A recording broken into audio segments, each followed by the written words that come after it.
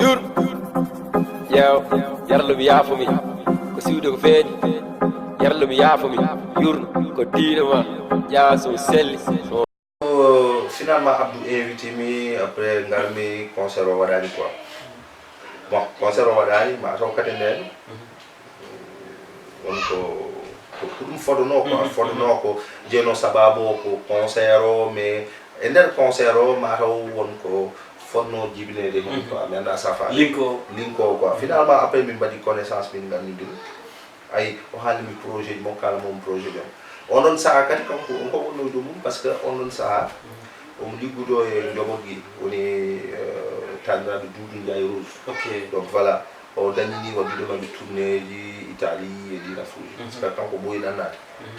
voilà e nder hen kalanmomo min ko waɗimi ummaji donc ittimi to addimi ga ko yiɗi wadde album te nden kadi pour wadde album c'est pas facile non nden bon nden aɗa ande min so tawi eni ɗum yi rap o hande ɓuri musique min mbiyami ko hanki ɓurno musique non hanki ɓuri musique ɗum kam par ce que hanki pour nata studio tan o caɗele mawɗe studio pour nata ɗon ko caɗele ayi hay sa naati aussi koko produit ma nane ko ɗum mbimami par ce que déjà ay min no garmi no premier label mo keɓmi label biteɗo Maxi Kabulan on saha ko label kewnoɗo doole e nder Sénégal par ce que ko kamɓe gonno Guédiawaye e notaire a fammi woni le Naya woni le King Massay fammi de nden sa ari toon kala star mo nananɗa e nder Dakar a taw ɗum toon il y avait les BMD Foti Fo anani les Matador anani tawno toon Malalen Bataillon Blindé nden tawni Fou Malade soit yaltindi Fou Malade wakma sa haala e ɗin afruji ɓe tawanno ɗon Tigiri Mbi famille ɓe tawanno ɗon Underground PI ɓe tawanno ɗon nde Human ɓe tawanno ɗon a famille de bon il y avait tellement de groupe e famille de kala star mo nanan hay rapuji mawɗi guinéeji ne garanno toon mbaɗano fréquenté studio ayi bon en fait on ɗon studio aɗa andi ɓe mbima toujours ndeysan Allah ko wiyete ko Allah walla tan ko tampuɗo ko no liggimi mbaɗmi hoslu maçonnerie ha kenmi songor je me rappelle très bien 70 millions ɗon ɗo quoi eyyi mbimi Abdou yikama gani min jiimi Abdou wimi Abdou yikama mbimi min mbeɗa yiɗi wadde 2 maquettes ayi voilà pour mi hankkadi mi naate lo VIP o quoi ay ummade tan e maquette aji banale ɗin afruji mbaɗa tan maquette ganduɗa hoorema ɗum ɗo ko produit sa famille de mixage produit dewnade lawol quoi baɗo qualité nden noon il y avait un groupe clan goto ɓe mbiye si je me rappelle bien no wona coalition ñambam bon non won clan goto gonnoɗo Sacré Cœur 3 famille clan goto kewɗo doole bon min puttuno aɗa andi nden Nescafé chaque vacance comme joni e vacance o ɓe mbaɗa concert aji mawɗi plage quoi woni virage ɓe waɗanno concert aji nden ko toon min putti waji o wiyete ko Idi o wiyete ko Eli ayi ko rappeur donc no kala no pottumi Eli min mbaɗi connaissance après Eli wi kam proposé mi studio goto quoi jaami noon après ha dokkumom rendez-vous finalement gartumi leegal tottumi Abdou Camara quoi kalami ɗum Abdou wi kam non Abdou orienté mi to Naya to woni Maxi Kabulan ayi min pini subaka min jeehi toon no min jotti kalɗumen Naya wi kam ko 2 son ɗi kanko wawi waɗi ɗum 60 000 francs prise o e foof 60 000 francs joni noon après ƴuttumi noon totumom avance min puɗɗi premier min mbaɗi surgoyillo e annabi kalis min e Abdou hankkadi min puɗɗi hankkadi dañde komin montire e nder Dakar ni fo min gona wadde senuji quoi mais surgoyillo e annabi kalis ko ɗum rewi ha heɓi ha naate juuɗe hawla ha producteur o heeɗi ɗum jeyɗo studio ok ganduɗa hoorema on ɗon saaha flamme jeyewon mum eɓe daga pour produire mala ne yilo waɗede produit c'était en pulaar te kanko producteur o meeɗa nande o meeɗa nande pulaar ko jaaw ok anani o ummi joni noon o ummi France o ari aɗen kanko omo jogui habitude so ummi France o ari onon koye heɗade produit ji par ce que rapport uji kewɗi ɗi nanata nder Sénégal e nder Dakar groupe aji kewɗi mawɗi ɗo e Dakar kamɓe hewɓe est ce que a faami de ko kanko waɗannode produit ok finalement o rewi heɗade non minen o heddiri son amen o heddiri son amen o ara studio quoi aɗani ko kanko o hoɗi koye studio mais ko less o hoɗi quoi ok kañum ko 3 étages mais kanko hoɗi ko less subaka law o mara o montuno ɗo ni ɗina fof heɗo tan o heeɗi anen kalis o wi nayaɓe horɗe naya wiɓe ɓeɗe ko rapport uji fulɓe o yimɓeɗe fulɓe ɗi jogui rapport uji o wi ko premier groupe de kam momin mbaɗani ɗo ene ɗum ɗo prise bon no mbaɗata pulaar o wi naya ɓeɗo mbiɗa sohli contact ɗumen ni arde min noon mi yeehi ha mi yejjiti ni Max Kablon par ce que yeehi ni ha jejjitmi ni Max Kablon woni nde kamɓe ɓe jiilo kam min bon nden téléphone wotani nden ko télécentre uji wonno te kamɓe ɓe ngalano numéro gallamen par ce que gallamen c'est vrai wonno téléphone gonno fixe gonno ɗon mais ɓe ngalano numéro on ɗon joni noon no Allah waɗat mbeɗa yaha tan ha CD amen on ɗon watti waɗi crash mbimi joni comme ko CD o nen waɗi crash mataw donné ji ɗi nen studio to yomi noddu Naya somi noddi Naya est ce que fami mi ƴeew so tawi ɗum nen toon mi watta kadi gravé CD goɗɗo ok noddumi Naya télécentre goto a famide cabine goto télécentre quoi mbeɗa heeño noon a famide unité ɗi nden ayi 75 tan ha Naya wi kam boy Peul mbima yo fo nek mbima min boɓma mo suis à Dakar o wi kam an aɗa yiile mbimo jaam o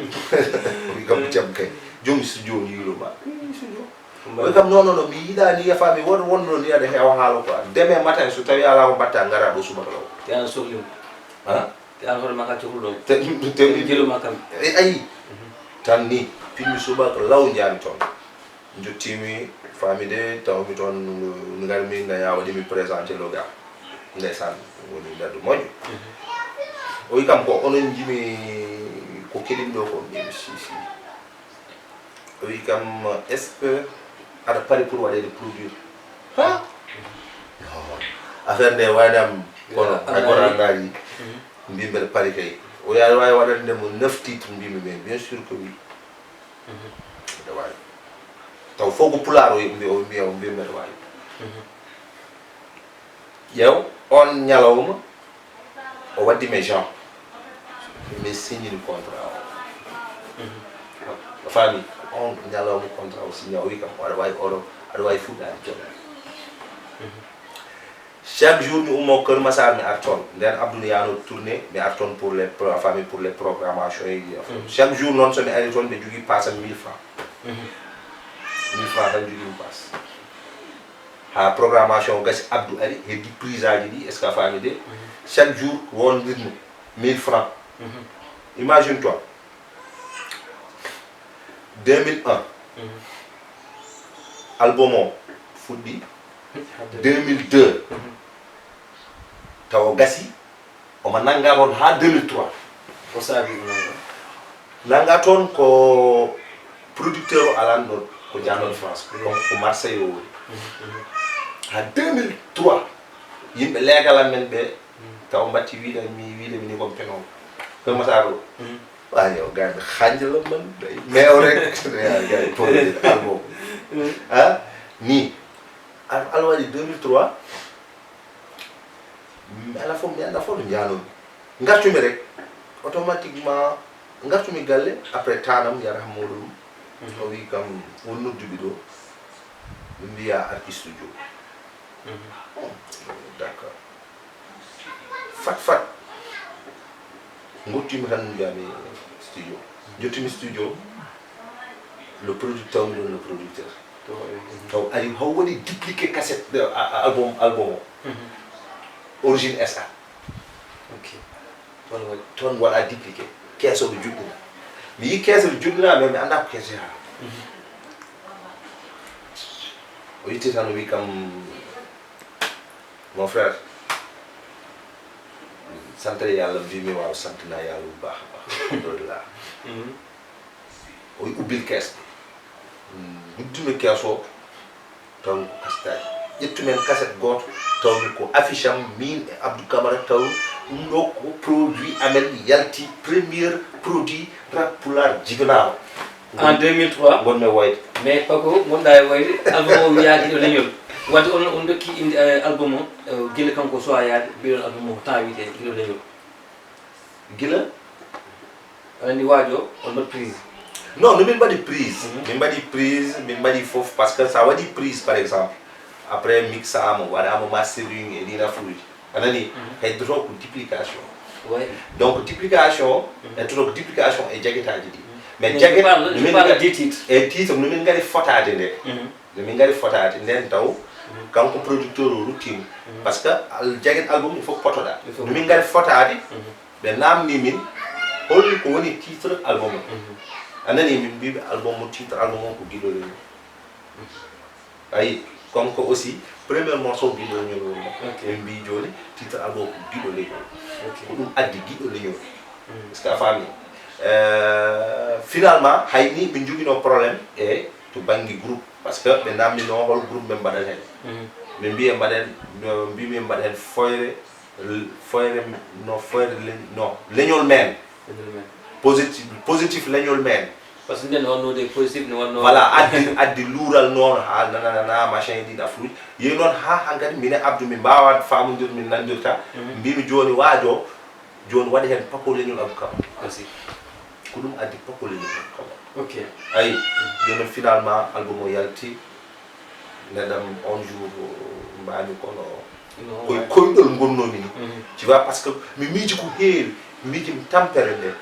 haalaji ɗi cuumiɗa to aussi to gummidumi to anani donc mbaɗa fighting ha daña label ɗum ko yettere Allah nelaɗo muɗum waɗum produire kalisma natani hen ɗum ɗo ka mbaɗaɗo produire ɗum peut être que est ce que a faami de ko doole ma hoole quoi ko ganduɗa hoore ma ɗum ɗo ko haare rokkuma ɗum quoi ayi album o yalti min dokka première oɗo waajo wi kam joni producteur o wiya min joni legal mon Kër Massar ƴeewe lieu mo jiɗɗon min déplace sono et son et lumière min gara min mbaɗo non concert de masse premier concert mbaɗɗo Kër Massar c'était le 15 août min famille de 2003 je me rappelle très bien nden Kër Massar wayani mais nden wonno koye sala walla ko bayal bayal ok min gaddi ko plateau ça veut dire ko min dendini min joguino ɗon sehlaɓe fulɓe joguino ko camion ngaji ciment ayi ɓe ndemonti koyeɗe tan a fammi min takkodir min mbaɗi ɗum seeɗa min tan exclusivité ceyi aduna ayi tan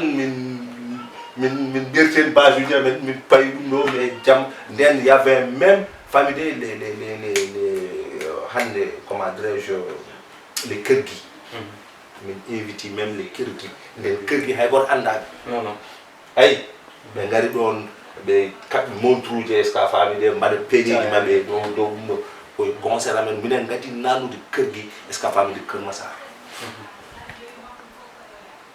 e woɗɓe ok ayi on saaha guilɗiñol yalti premier concert mon dédicace Kër Massar est ce que woni réussite aussi non concert o machallah y avait du monde concert o rewi lawol leegal ngal foof mbeɗa wawi wiide Kër Massar fo yalti par ce que a faami de woni jaago mum woni jolfu mum woni joola mum woni pullo mum est ce que a faami kamɓe fof ɓe jalti ɓe jaggi hen par ce que nden ɓe mbiyata ha joni Kër Massar anduɓeɓe tigui rigui ɓe mbiyata papoli ɗon ɓe mbiyata ko leñol kamɓe ko leñol tan ɓe mbiyata ça anani joni fuɓɓe ɗina fum ko leñol tan mbiyata ok ayi ko ɗum ɗon wonno ɗon on ɗon saaha Allah waɗi no conseil d'éducation ɗenni oɗon noddi min réunion woni le producteur min joni caisse cassette o ɗeni mbuɗo min namnaki mo jeeye joni noon caɗele ɗo wonno ko yeyde caɗele ko yeyde wonno caisse o iba men min bakki sabuji men mbaɗa galio gal kala halpulaar min ji min naara ron ɗo e Dakar ɓe halpulaar ɓe a ƴeewat tan wiya woni wiya rappulaar jo tan tottata min kaset ni ala billahi ni min mbaddi hen min mbawa joni noon hankkadi comme ko min joguino des animés studio o jolfuɓe no gonno toon technicien ji ɗi nafuuji ayi ine mbaɗanno critiqué ɗum ɓe mbi carrément ɓe mbi oɗo le producteur a tampini hoore ma tan ɓeɗo a waɗiɓe produire hay tous ɓe jeeyata ɗo anani par ce que mbaɗɗa ɗo produire ko yimɓe ganduɗa hoore ma ɓe ngala public wajo wi kañum haajuma haala hen waɗi ɗum ko saabu Allah waɗiri Abdou noon min garti mbimi Abdou wi kama mbimi ala no mbatten comme ko ɗo marché ani oppu mi ƴetta album mi ƴetta kees o mi nawa ɗum noction Abdou wi kam est ce que sa nawi ɗum noction ma jar min moom nawa ɗum toon de jaaɓi nawmi ɗum noction damal udditi kalɗo tournoɗa nanta tan ko hayyo ma leñol hunde nde huɓɓi foyre nde huɓɓi kees o fof sooda dañmi tourné légende mbaɗi puɗɗi waɗi fuutaji ɗi fuutu Mauritanie ɗi nafuuji ni fammi de hankkadi wone wadde hankkadi ampleur waɗi ampleur mawɗo quoi fammi de ha tacci maaji naati Fouta Sénégal fammi de machallah alhamdulillah rabbil alamin komin hakkude amen e producteur o ha joni bonani par ce que komin gaddodirno ko min mbaɗi ɗum ha timmi min konti kalis makko ha timmi min dokkimo anani hankkadi machallah ko ni aduna o andiri général Paco Leñol wala mbiyen Paco Leñol e Abdou Kam en tout cas affaire o wonji par ce que sen mbi aussi kadi no affaire o yaalni emen kala noon mboɗo wiide émission men gasta déjà o haali depuis au début to puɗɗi ɗo ha aussi ɓe jeehi ha kanko ari ga o yindiri e Abdou Kamal et tout groupe o wiya Paco Leñol Abdou Kamal ɓe jaltini album 2003 ni wiyekiɗo Leñol ɗum dokkimo aussi kadi fattangue hande ha Sénégal Mauritanie Afrique aduna andiɓe e oɗo album oɗo album noon saabi aussi ɓe mbaɗi gol kewɗe plus de somi jumani temed jeeɗi 700 et quelques village waɗama hen partout ils ont tourné ɗum saabi hande population fulɓe futankoɓe gandi aussi rap pulaar piyaɓi hande wonɓe ganduɗa hande ne mbaɗa rap so tawi jiiɗi rap o gonni hen ko à cause kamɓe par ce que aussi kadi kamɓe dokki un bon exemple donc ɗon diwama woni réussite total ɓe gari 2009 ɓe gaddi album Sande aussi kadi mbo sikki waɗi succès succès par ce que album Sande mbiyatmi ko ça veut dire que caɗele ɗe fof ko dow to wonno mais album Sande taw hankkadi min ɓenni taw min dañi expérience quoi par ce que album Sande sa ƴeewi waɗi ɗum produire ko Filtou Kalaka production donc voilà Filtou Kalaka ko structure amen minen ay ko ɗum woni nafoore ballal par ce que neɗɗo so tawi o wallima yaha aɗa wawi wallude hoore ma après fami mais a wallatake ha nder kadi bonna ko balleɗa ko est ce que a faami de taw a yahani donc voilà quoi a majjinto ni woni jomum quoi par ce que jomum balluɗomo ni dañata hen woni par ce que o dañoro men woni ko gueɗel gotel so wallimo yataw kanko ne omo yiya carrément aɗa an ballal makko won ko nafi won avancement baɗɗo quoi donc guiɗolo après guiɗolo ñol Sande min mbaɗi produire koye amen ƴeewi Paco Leñol gueɗe Leñol 2003 Sande 2009 sa ƴeewi ko temmuji ganduɗa baɗɗi fayida musique ganduɗa parolaji hande nden fulɓe mawɓe babiraɓe sukaɓe rewɓe foof ene jinno tiyaɓi ene keɗo attentivement tiyaɓi donc sa ƴeewi Paco Leñol hande a waɗi analyse par rapport aussi style musicalement bindol ngol et tout hande a waɗi comparé e actuellement ko kewi joni ko mbiyen ko innovation mi anda trap o e zigzag uji ɗi e goɗɗum hande technicité o hol différence aussi hol yiyande ma hen quoi par rapport tawa hen ki tawa hande bon en fait adani min mbiyami ko la musique déjà mi wita bon je dis l'art c'est la conception du beau par un être conscient parce que a déjà pour conception donc conception joddo c'est du beau et du beau mais on conception ça ƴeewi kañum fewnuɗum ko neɗɗo joom hakkille joom miijo ganda sa famille woni être conscient de hoore muɗum bon différence min ko différence mo jimi o bon franchement parce que hande yimɓe ɗo mbiya woyi rapport change côté ça veut dire mbiyami ko rapport e hoore muɗum woppi concept mum anani trap hande aɗa wawi ɗum wadde qualifié hip hop mais a wawi wiide aɗa waɗamo qualifié 100% hip hop ɓen muɗo quoi parce que hanki ene gandi hip hop kewnoɗo hanki o parce que fami hanki c'était hanki ko hadar wonno hanki ko parce que fami de ko woni ko yimɓe mbiyata ko woni ko mbiyatno hardcore ko mi anda sa fami ko ɗum hewno ça veut dire ko hanki musique hanki ɓurno wadde engagé e musique hande o sa ƴeewi hande trap différence mum par exemple e hardcore parce que déjà hardcore sa ƴeewi ene waɗi hoore ene waɗi keeji ene waɗi laaji ça veut dire que hande sa ƴeewi les 16 sa ƴeewi 16 mesures ga 16 mesures to 16 mesures ga woni de 3 16 ska fami de ko en thème joguiɗo to fuɗɗi ene jogui to fuɗɗi ene jogui to fayi anani ene jogui to wartoto par exemple hanki ko noon yimɓe ɓe mbiyan hanki bindolngol ko noon wano a ƴeewat par exemple mbiya hande mbiɗa winde e gouvernement mi dénonce donc ko dénonçanmi ko ene waɗi hoore ne waɗi partie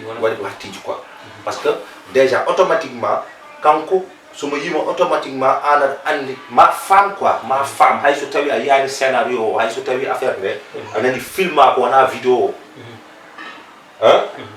mais à travers de ces paroles tan ma andu tigui rigui kanko est ce que fami de an automatiquement an keɗotoɗo a famat par rapport e trap hande par exemple c'est très rare jiya morceau goto baɗɗo 2/16 en général est ce que fami de ko 8/8 jiita woni trappeur uji ɗi anda sa fami jiɗma haala jama ko donc te kadi so tawi a artiri ɗum kadi e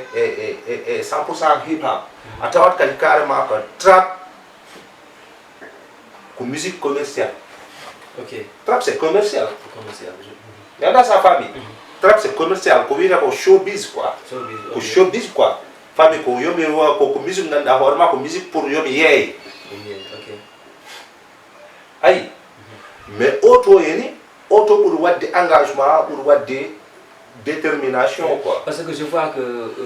musicalement onon nden c'était classique quoi ko classique wonno hen sa aussi kadi mbaɗum samplé par exemple hen sa nani hoddu seeɗa voilà goɗɗum e goɗɗum par rapport voilà ɗum ko voilà nden ko ɗum wonno par ce que y avait des samples sa ƴeewi avant ɗum no ay avant par exemple accord par exemple est ce que fami de ego trip wonno accord naati parce que sa ƴeewi kañum ko wonanno affaire nde no waylo par génération et des générations anani hanki peut être ko ɗum wonno ko ɗum tagno rap wiyede rap tagno ɗum wiyede rap umminno ɗum est ce que fami de ko haalde mette ma ko dénonce ko ganduɗa hoorema gueɗe ɗe ganduɗa hoorema an fewnitake ma ngara binda a yiilaki hen yo wel a ƴeewani yo wel a ƴeewani est ce que a faami de an l' essentiel ko yo message ma ɓennu anda sa faami nden ene haɗetano hay suulde sa suuli mbiyatma carrément nden won constat ji ganduɗa hoorema sa reeɗo suudu sa reeɗa kaaji telintima ɗon quoi par ce que mbiyatma won min bojji faami minen min gonde mettere waya ƴettanmi exemple rek jàppata kay son rappage o woni Iba to mbaɗa classe wa voilà jante bi en ga voilà parce que yimbe be ngalan on wana concepto wana dum min yimbe be ay refrain aussi dur hein ko dande normal hein sa yidi hedare kedola sa yida hedare wo an andi anani hein min mbadir dum ko yo mettu yo jomen gandu carrément ko min beltaki aduna ne yahne waylo fami hunde de gede de dam batti hankati wadde ko wiire ko watti métissage gondo der hen ay so tawi pullu jillindire cabaatu ɓiɗɗo so ari ko cabaatu ko pullu anani so tawi pullu jillindire jolfo so ɓiɗɗo ari ko jolfo ko pullu ko noon musique o wone reɓirde ne yaara est ce que famide avec métissage o mixage o ɗum te métissage o ummiraaka Afrique mais ummiri ko dow woni to fuɗɗi to par ce que kamɓe ngadi wadde ɗum ok est ce que famille on a vu carrément que ce que famille hankadi les américains puɗɗi wadde ko wiyete ko puɗɗi wadde cocktail music ça veut dire qu'ils essaient de changer ɗina fo ɓe nan hen pop ɓe mbaɗa hen rock on a vu même Fujis tout récemment ne ɓe ngari very nice a famille de ɓe ngari ɓe ƴetti le rap ils le mélange le panaché avec le reggae ayi ene yaara noon est ce que famille de par ce que ko création ɓolo neɗɗo fina tan adda affaire hay trap musique bitel oɗo ko création ça veut dire ko neɗɗo créé ɗum e hoore muɗum ayi ɓe goni hen ha rabo heɓi ɗo oɗo saaha to woni ɗo o natti wiyeede hardcore o natti wiyeede hip hop mais ɗon aussi ko gonga mais aussi so woni 100% wonde ganduɗa hay soko 25% ene mbaɗa classique quoi ene mbaɗa hard et tout non ayi waɗoɓe haɓɓe ene waɗi waɗoɓe ha joni ene waɗi heddiɓe concept hanki ha joni anani mais sa ƴeewi hande ko showbiz o ɓuri demindi ok showbiz o ɓuri jogade doole ɗum maintenant sa famille par ce que hande ko showbiz o ɓuri wawde heɗede par rapport e hardcore o ayi won waɗoɓe ɗum woni heddiɓe concept jaggi ndimagu men wiide carrément minen min dirtani ko ɗum min mbaɗata a famille on fait du rap hardcore mais won sa ƴeewi ko showbiz o ɓuri hewde doole ça veut dire ko yimɓe aussi hande hewɓe mabɓe natti rabde ɓe jimat on se dit la vérité mais ayi ɗo rabruji fof gonti yimoɓe oui en tout cas Paco c'est juste que wonno ko parenthèse par rapport aussi kadi ko wiyate ko par ce que a ƴeewi hande nden ɓurno heeɗo classique o hande nouvelle technologie o ari tiawi kesum ari ɓe mbi ko innovation et tout mais mbo sikki hande so tawi jomum waɗa ko trap walla goɗɗum hande on waɗa aussi trap taw aussi ne mbaɗa message mo ganduɗa carrément aussi kadi ko wadde dénoncé e taw mbaɗa hen message mo ganduɗa carrément aussi ene findina quoi par ce que mi ƴetti yeru par exemple e doctorat de passage on goɗon big up hen saaha bon wona haydara mais par rapport aussi style musical makko et tout comme le son corruption komin maayi ɓe gande komin tampuɓe so hayɗi musique o c'est un peu wona classique mais juste won dénoncé an hoorema par exemple hande ma en gar hen hande a change jabal so ngala mbiya noon tiyawi mbatta ko reggae ene gasni attani rapport quoi mais avant reggae eɗen gara hen aussi a yettinir son goto wiye machallah o sa ƴeewi musicalement ko nice walla comment dire kulal ñaako tiyawi ko rab gongre gonga tiyawi donc hande sa ƴetti ɗin son uji par ce que mbiyanmi ko ɗin son uji mbaɗimi heɗade Paco ne waɗi par exemple quoi rap quoi e laamu fowru justement ko ganduɗa aussi kadi sa explosé tiyawi donc hande somi ƴetti ɗin trois mboɗa wiide ko ɗon mbayɗa wadde rap quoi e min e ko gandumi e yiyandema hande e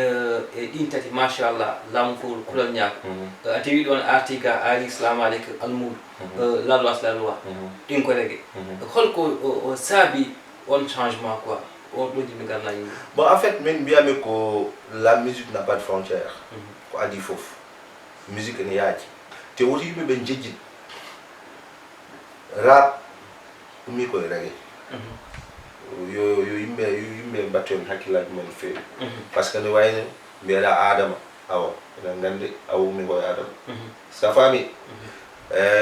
rap ummi koye reggae parce que hay premier DJ peññinɗo rabo on ko DJ Jamaïca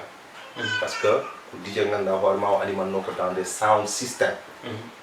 anani les sound system donc ko on ko ɓe on waɗi ko on koye on ska famide ko on feññini le but comme adi but hip hop famille comme adi 4 ans ganda sa famille jimi haalande ko rap e reggae sa ƴeewi ko ƴiƴam gotal parce que déjà ko deux musiques engagées heddoto noon mataw ko duƴƴiɗe ceerti anani mais kamɓe ɗiɗo ɓe fof ska famide sa ƴeewi yande mabɓe ko wotere ayi parce que règlement no ɗiɗi ni ɓuri wadde deeni e rapport uji ɗi parce que règlement ji ñom nono metti ko jolfuɓe ɓe ko règlement fof ɓuri musde parce que déjà reggae ko touche ganduɗa hoorema ko namni ko d'unité faut ko jogoɗa d'unité il faut ko jogoɗa ça veut dire que ene wayno mbiya aɗa waɗa ɗum mais avant ko mbeɗa waɗa ɗum mbeɗa faw jungo me kamin mbeɗa wonda mi jiggata mi jillata ayi donc mi respecta ɗum parce que ɗum woni concept reggae parce que déjà reggae manuji ɗe gandi concept noon déjà kamɓe ko yimɓe ganduɗa hoorema ko yimɓe direct ko yimɓe ganduɗa hoorema ska famide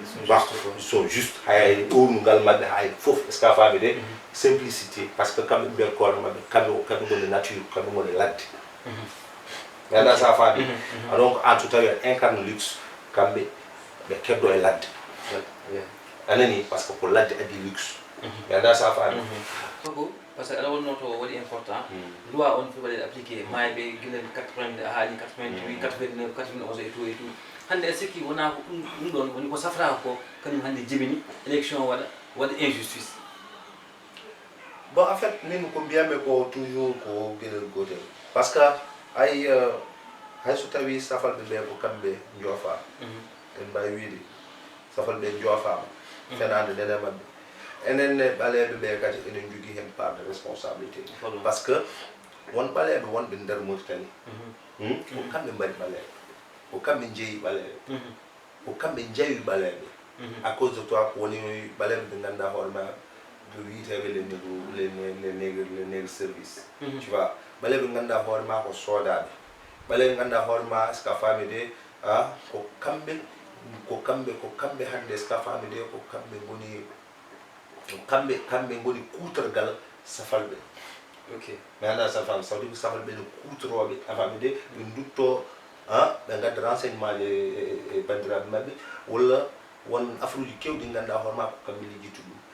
aɗa andi wonɗo mbiyatmi la loi c'est la loi camarade gouverneur mon capitaine citoyen paisible quel que soit le grade que vous avez sachez vous n'êtes pas infaillible à vos fautes vous devez le payer quand la loi est faite pour être exécutée donc la loi est faite pour être exécutée c'est ta famille donc il est temps su yaw noon comme que min mi wawa hen haydara est-ce que famille de kamɓe wonɓe toon ɓe ɓe mbaɗa koɓe beela mais so wi fotɓe wadde exécuté loi e hoore muɗum woni nos dirigeants anani no woni pays ji ganduɗa hoorema waɗɓe en colonisé comme la France par exemple eɓe jeeɓa fenade nde ko kamɓe poti arde ska famide ɓe ñaawa fenade nde ɗon ɓe ganda carrément que ndiɗo leydi anani ɗe ko dogo waɗete ɗo ko dogote ɗo ko wa ko ɗum ɗo ala fof ko woni hen gonga donc en tant que minen famide minen en tant que pays non pays colonisateur ska fami minen momin ngar min ƴeewa anani min ƴeewa ñaawdi ɗum min paw ɗum e lawol mais est ce que sikkani e nder nden fenade ko hen ɓe nanta intérêt maɓɓe ko intérêt maɓɓe personnel ko hen par ce que hande so tawi a yii hande haswani jooɗima hande joɗɗinama par exemple France ne yeeɓa ene foti haalde haalani hay Trump haali ɗum par exemple par ce que France ne jogui intérêt hen anani intérêt o par ce que France pétrole o minerai o fer o est ce que famide bon contrat mo wadde Aziz o e hoore muɗum ɗum arrange animo mi anda sa faami ɗum arrange animo Aziz ummoɗon hallaɓo goɗɗo joɗɗini ok par ce que wiyata peut être que goɗɗo so tawi ari jooɗimo Biram jooɗimo walla Kane Hamidou Babou jooɗimo est ce que a faami de kamɓe joni contrat mabɓe ene wawi yowede après on jooɗiɗo yaha ƴeewoye pays goɗɗo ene wawi ƴeewde États-Unis walla ƴeewa pays goɗɗo wadde mum contrat donc ɗum wona intérêt mabɓe kam idée holno ɓaleɓe wonɓe toon ɓe woni noon Salo Pullo woni Pullo Jolfo kala mbaɗo wonde ɗum poti yaarude haɓe gona gotum ɓe mbawa vraiment ittude ɗum ɗo est ce bon en fait feere kamɓe feere nde ko kañum ko feere nde c'est très simple comment woni toon ko hardineji ɗi woni le haratin woni toon ko sarkullede woni toon ko fulɓe mi anda sa faami ene waɗi jolfuɓe nden toon woni côté waalo mi anda sa faami donc ko gueɗel gotel waɗata ɓe récupérde pouvoir o ɓe taw ɗum e juuɗe maɓɓe holno ɓe récupérde to pouvoir o ko kamɓe fof ɓe ndento ɓe gona neɗɗo goto halpulaar o wasa wiide oto hardani ardata koɓe anani de sarpullo o wasa wiide pullo ardata koɓe hardano est ce que a faami de wasa wiide est ce que jolfo est ce que a faami de ardata koɓe ɓe ganda carrément ko hande so tawi kamɓe ɓe ganda ko kamɓe goni Mauritanie par ce que déjà hardineji ɓuri toon hewde deuxième position rewi hen enen anani troisiéme position mbawi wiide ko sarkulle anani de quatriéme position won jolfuɓe seeɗa toon mi anda sa faami jino haalandema ko donc kamɓe safalɓe ɓe ko enen ɓuuri ɓe heewde mi haalani noon haala hardineji ɗi hakkude mabɓe hardineji ɗi donc voilà so tawi enen ɓe ɓaleɓe ɓe wiiteɓe kene ɓaleɓe est ce que a faami de ko ɓoyɓe yaɓɓede nder Mauritanie ɓoyɓe yawede nder Mauritanie yimɓeɓe ganda hoorema nguuri toon duuɓe kitaale aɗani ha joni keɓani hujjoji mumen donc onon kamɓe ko kamɓe poti jottade ɓe dente sen denti ɓe gona neɗɗo goto ɓe gona haɓɓere kartal ngal woni kartal gotal ɓaleɓe so tawi ɗum wonani a sikki wadde toujours ça revient à même koni tan waɗa même chose gasi walla yo waɗi yo ittaten en tout cas ko ɗon ndewaten jewɓen la vidéo ganduɗa carrément hande sa yeeɓi a heeɗima rek maɗo ko yeeru aussi kadi eko kewi mutani ko woni la loi sans plus tarde nden régie to ko ganduɗa kanko woni PDG Biglotari TV kañum woni technicien woni monteur woni joguiɗo son kako men yiɗ ɗum ɗo hande non ko gaali jehen ƴeewoyen vidéo ngal la loi taf gasen inchallah c'est parti General Bacoleñol had the fire like Jigo. La loi c'est la loi. Camarade gouverneur, la loi c'est la loi. Mon capitaine citoyen paisible, la loi c'est la loi. Camarade gouverneur, la loi c'est la loi. Mon capitaine citoyen paisible, la loi c'est la loi. Camarade gouverneur, la loi c'est la loi. Mon capitaine citoyen paisible, quel que soit le grade, vous avez sachet. Vous n'êtes pas infaillible à vos faux. Mais quel que soit le grade, vous avez sachet. Vous n'êtes pas infaillible à vos faux. Vous devez le payer, mais quand la loi est faite pour être exécuté, vous devez le payer, mais quand la loi est faite pour être exécuté. Le fort, le riche, le faible, peu sont tous égaux devant la loi. Le fort, le riche, le faible, peu sont tous égaux devant la loi. La loi c'est la loi. Camarade gouverneur, la loi c'est la loi. Mon capitaine citoyen paisible, la loi c'est la loi. Camarade gouverneur, la loi c'est la loi. Mon capitaine citoyen paisible, la loi c'est la loi. Camarade gouverneur, la loi c'est la loi. Mon capitaine citoyen paisible, personne ne doit être persécuté. C'est une honte, c'est une mauvaise heure.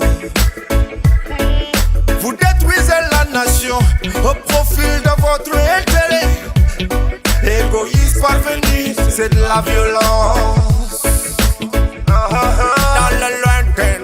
une klaxonne, c'est votre glas.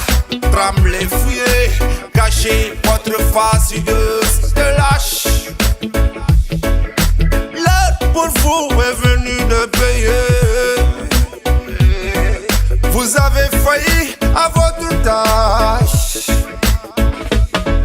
Mon commissaire, soyez juste. Mon lieutenant, bénissez l'injustice. C'est une sage recommandation. Si vous vous sentez visé, changez de position. La loi, la loi c'est la loi. Camarade gouverneur, la loi c'est la loi. Mon capitaine citoyen paisible, la loi c'est la loi. Camarade gouverneur, la loi c'est la loi. Mon capitaine citoyen paisible, la loi c'est la loi. La loi c'est la loi. You man bless. La loi c'est la loi. Respectez le peuple. Merci beaucoup monsieur ki bandiraɓe on di vidéo mo ganduɗa carrément vidéo est ce que Sénégal ni pako vidéo waɗa ko Libreville Libreville sa ƴeewi aussi min haali kam ko scénario et aussi pako holno jata leydi Gabon daña oɗo opportunité wadde o vidéo mo ganduɗa pattam lamijo vraiment affaire o haali kam comment c'est venu? Bon, en fait Gabon kam mbiyatmi bon je remercie quand même walla mi wiya carrément que je profite occasion oɗo wadde remercier la famille Gabon naɓe dendagal Sénégal naɓe Mauritanie naɓe wonɓe toon machallah mi yeehi toon mi tawi toon Foutankagal mi tawi toon aussi est ce que famille de yimɓe gana holma yiɗɓi aussi yiɗɓi koyemumen tigui rigui machallah woni mi adoro aussi e jeyɓe sababu ha garmi toon woni fedde men hayoma Pulaar donc ko kamɓe gadduno kam ɗon donc après hayoma Pulaar ko wiyete ko lekki wala neɗɗo wawa ngabbude neɗɗo hayɗo neɗɗo kono lekki ne wawi ngabbude non lekki wawa ngabbude lekki hayɓe lekki kono neɗɗo ne wawi ngabbude neɗɗo ha heɓa neɗɗo donc voilà no jaami toon kadi machallah ko ɗum rokkimi ɗiɗo ouverture uji machallah ono mbiyata pattam lammeji donc voilà bon aussi mi dañi kadi nomede ɗon ambassadeur fedde Fouta au Libreville Gabon fedde ganduɗa hoorema kadi ko fedde wande doole fedde nde sosa ko 1992 donc fedde nde ɓooyi te fedde nde ɓooyi liggade ɓooyi wallude fuurankoɓe ɓooyi darnade fuurankoɓe fedde ganduɗa hoorema hande ɓe jeeyi haaɓe coodi galle meɓe jeeyno koye mabɓe nden ɗon e Libreville sa ummima to henne ummima ga a ari toon ala jaatiki est ce que a famide ko kamɓe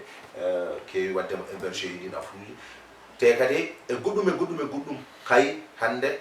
mbeɗa mbawi wiide kala cankiɗo to est ce que a famide ko kamɓe gartirtuma ɗo henne goskiki à 6 millions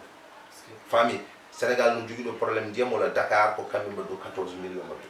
anani eɓe liggo machallah mi ari toon ɓe gaddi toon seeranɓe ɓe gaddi toon gendiyankoɓe gaddi toon naalankoɓe anani de heccuɓemi ɓurɓemi gandal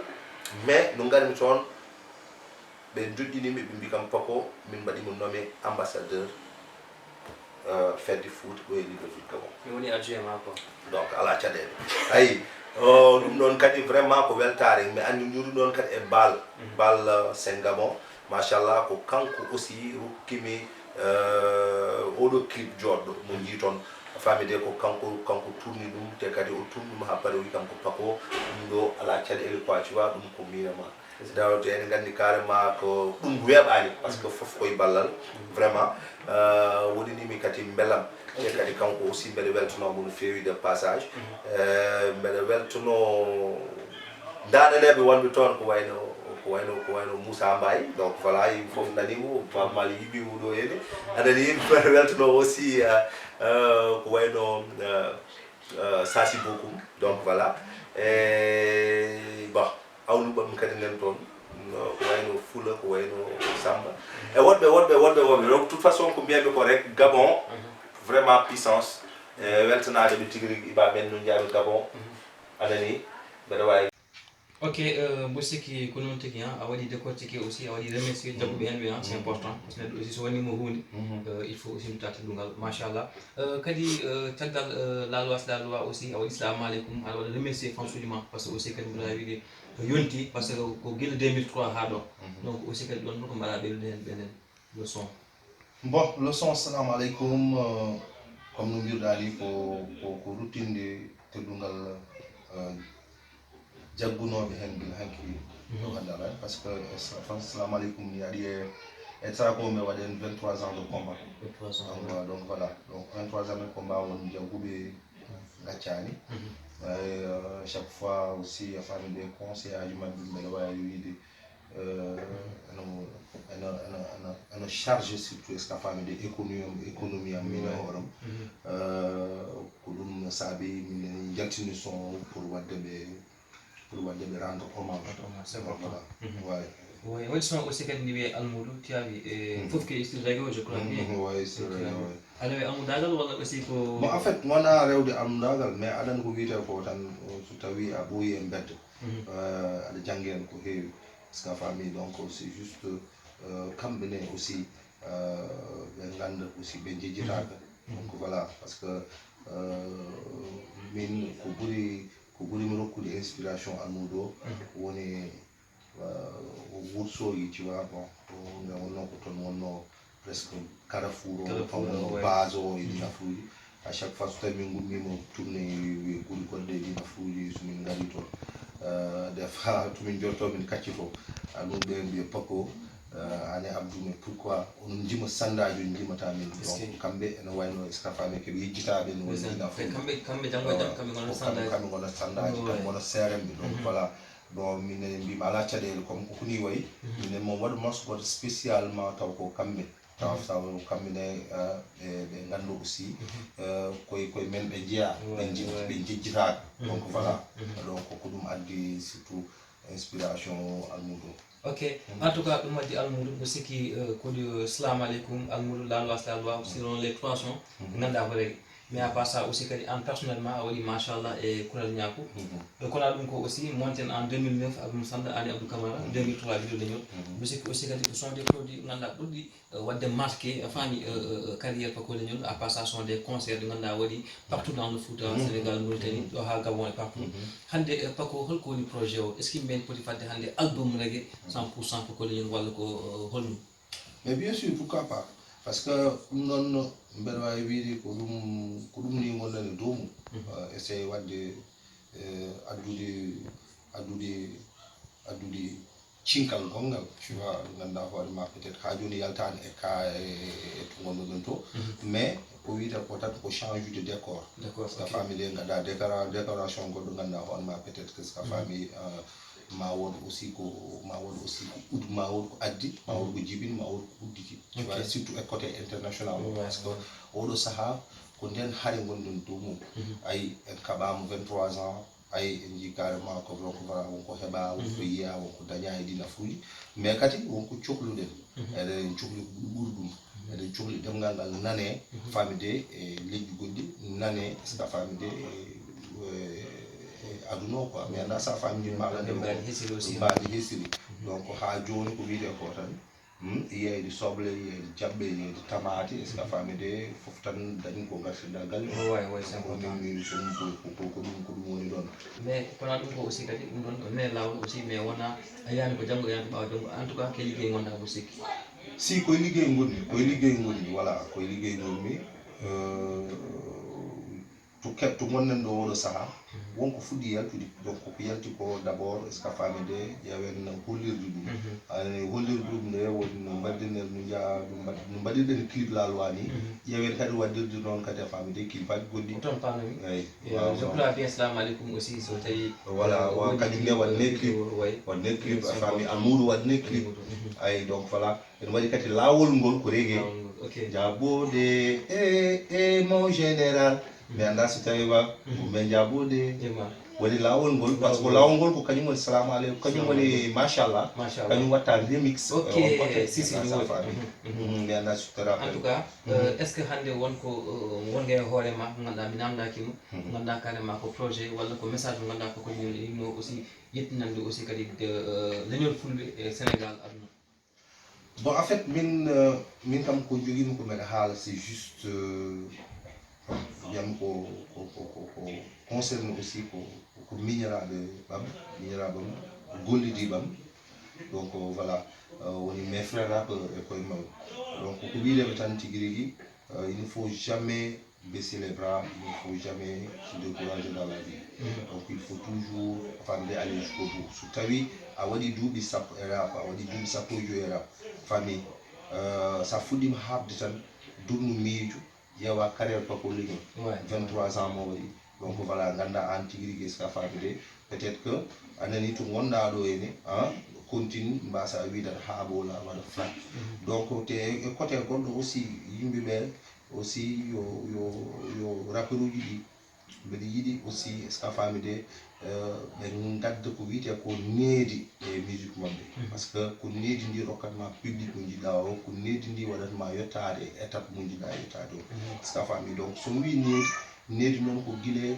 bindol ma guila haala ma guila comportement ma donc voilà c'est très important ene moƴƴi par ce que wiyede toujours ska famide woni toujours aɗa waɗe qualifié to miñiraɓe ma walla waɗe qualifié to sukaɓe to ska famide ɗum ɗon ene tardina par ce que neɗɗo ñaagoto Allah ko wiyede a mawni wiyede a ɓendi a faami ko ɗum neɗɗo ñaagoto Allah on muɗum donc ko ɗum ɗon mbeɗa waɗa ɗum conseil mes jeunes frères machallah sukaɓe ne mbaɗa rap sukaɓe ne binda sukaɓe ne jima ska faami mais aussi yeɓe ƴeew ska famide yeɓe tinno surtout e needi ndi donc yeɓe tinno e needi ndi par ce que ko needi ndi woni fof te kadi e goɗɗo e gueɗel gonguel woni rappeur uji ɗi so tawi ɓe jiiɗi tigui rigui rabo o wawa yettade to yiiɗi toɓe jiiɗi yettoɗo ska famide il faut que jumumen mbadda jungo e fandu peace and love and harmony hakkude meɗen tu vois ayi mbasa wiide aɗa waɗa ignoré walla aɗa critique a famide gonɗo serment o ayi so tawi kanko so tawi a waɗi concert wota am invite mo so waɗi publié famide concert makko walla événement makko ska famide woto fatni o wima ska famide jaggu hen walla waɗnam vidéo walla partage ska fami donc ko ɗum ɗon kadi c'est très important par ce que ko ɗum waɗata public o suudade ko ɗum waɗata public o wasa feccade e hoore muɗum mais so tawi en peccima tan public o fettoto c'est so public o feccima min ɓe perta par ce que ala fof min daño voilà donc ɗum ɗon ko ɗum ɗon katanen hen ko message ganduɗa carrément aussi c'est important te waɗi aussi kadi son kettima ma on dañi hen aussi kadi gandal mo on naftoro musiki pakkole men musiki hande ko ɗum tan ganduɗa carrément hande joguinoɗa kada waɗa lancé message wona tan ni saabu c'est fort ndenten ɓuuri ceerno haali ballodiren yimɓe jogodiri c'est important et aussi kadi ɗo ken respect ko mbatten ko c'est important e kona ɗum ko message aussi kadi e leñol ngol envers par ce que a haali les rappeurs mais aussi leñol ngol aussi kadi aussi holkoɓe no poti nanguirde aussi bon leñol ngol holkoɓe poti bon leñol ngol ne poti nanguirde nalankagal ngal ni o hoore muɗum par ce que hande so tawi woto gonɗen égoïste e côté goto famille woto mbiyen tan eɗen danna walla eɗen kisna rab men tan eɗen goppa aussi kadi famille gaaji goɗɗi ɗi ganduɗa honma kadi koye men jeeya donc voilà kamɓe o seɓe jogui probléme waɗoɓe mawga e ɗina fruuɗi donc seɗe nawrat foof leñol ngol mbiyatmi ko gueɗel gotel nalankagal famille so wi nalankagal nawi foof ska famille nalankagal kañum ko wi hande ko sa nawi ɗum e tubankore ko ɗum tubako wata culture donc culture famille ene jeeya ko ganduɗa hoorema aɗa andi ko ɓuuri wawde sinkude leñol ko ɓuri wawde est ce que famide feññinde leñol ko ɓuri wawde est ce que famide rokkude leñol ngalu eyyi mais eɗen belsini ɗum e côté goto par ce que déjà ko ɗum woni caɗele men sa ƴeewi hay YouTube uji ɗi anani hande sa tawi aɗa haala hande YouTube eɗen gandi enen leñol men enen tardi enen ɗaani to banggue YouTube tu vois par ce que tardude banggue YouTube a yiyat chaîne goto famide jomum ene foti pourtant de leñol fof no foti no abonnade hen par ce que ko gartam leñol ngol par ce que mbaɗo chaîne mum waɗa chaîne makko o waɗir chaîne makko ko leñol ngol omo invite nalankoɓe leñol ngol omo invite woɗɓe aɗani de pour an jeeɓowo mbawa huccude hen ko naftatma donc kanko o wiyanimo sot non c'est juste en fait o wima ko ya are chaîne o mbaɗa abonné cliquer finalement famille cliquer e finalement cliquer finalement famille de e abonné abonnoɗa e chaîne o sa wima chaîne o kala vidéo wala kala programme wala kala ko miijiɗa e ska famille de so tawi are chaîne o tan automatiquement ana heɓa ɗum e téléphone ma donc on affaire on c'est très important enen ngamano ɗum noon par ce que enen ngamani ɗum min mi yi hay clip la loi no yaltinde ska famille de mi envoyé to neɗɗo lien rutto kadi waɗami vocal wiyami est ce que mi ala vidéo mi envoyé ɗum ɗum nawatade yeeso ɗum enen en jaara hen hay nokku ska famille hay producteur gonɗo ladde gonɗo États-Unis walla gonɗo ɗum ɗo so tawi o ari o tawi an vidéo ma ala hay par exemple 7000 walla 8000 vues anani o wawa respectudema par ce que o wiyata tigui rigui ska famille ko ɗum ɗo c'est banal déjà ko jomum kañum ko waɗata ko yahani hay nokku mais anda sa famille taw wona an taw kadi wona leñol ngol yiiɗa mais ɓe gamat ɗum anani donc ɗum ɓe potani amande ɗum yoɓe tinnu surtout est ce que famille de e nalankoɓe ɓe anani neɗɗo wiya ko yo wallir nalanke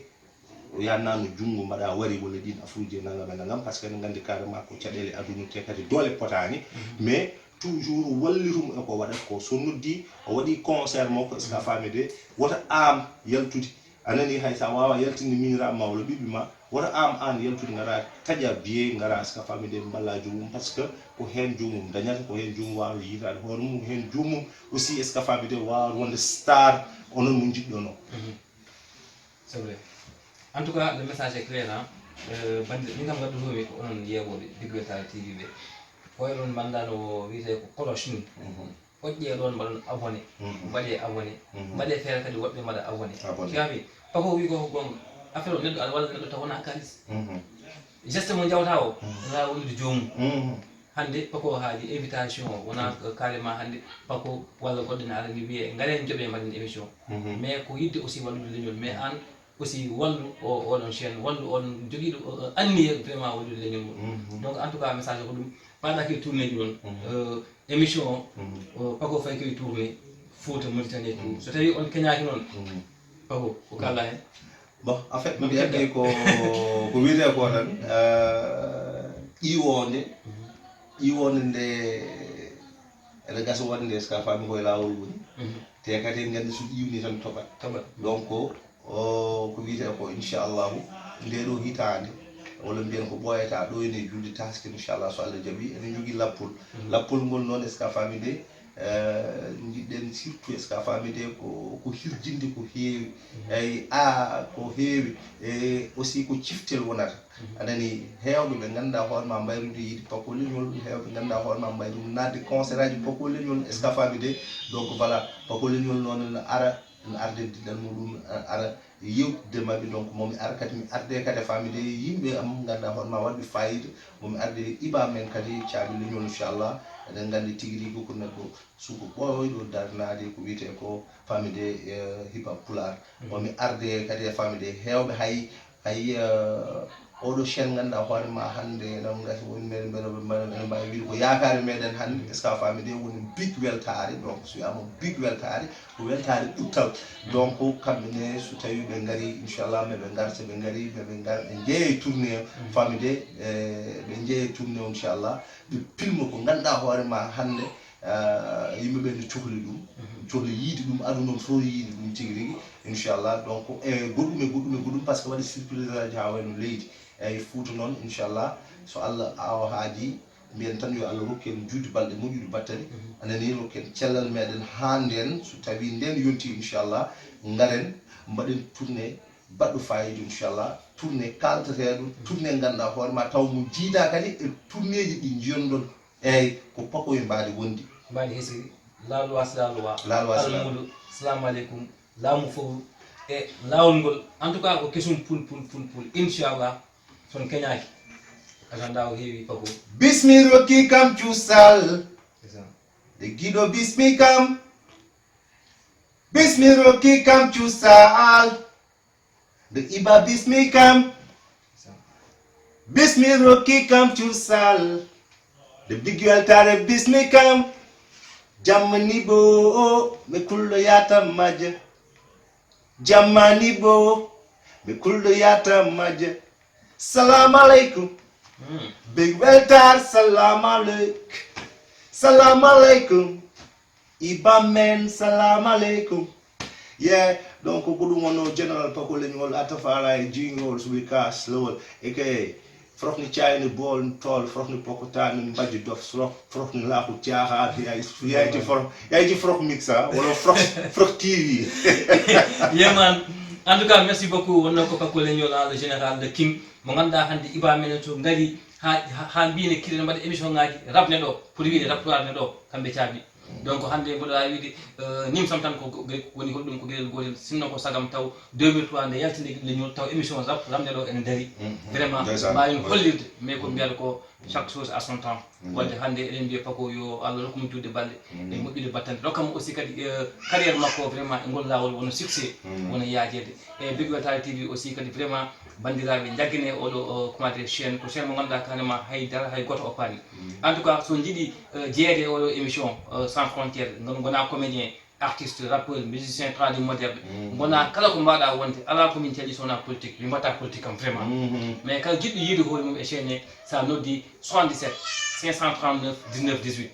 77 539 19 18 vraiment ma ar aussi kadi liggotoɗa e amen inchallah so Allah jaaɓi en tout cas merci beaucoup Amadou Ba le PDG le technicien le monteur kanko jogui foof et merci aussi kadi pako leñol pako an hoore ma ɗiɗo haaldude ma hawtere wat bon c'est le 77 420 15 24 77 420 15 24 so tawi contrat ma a yiɗi ɗum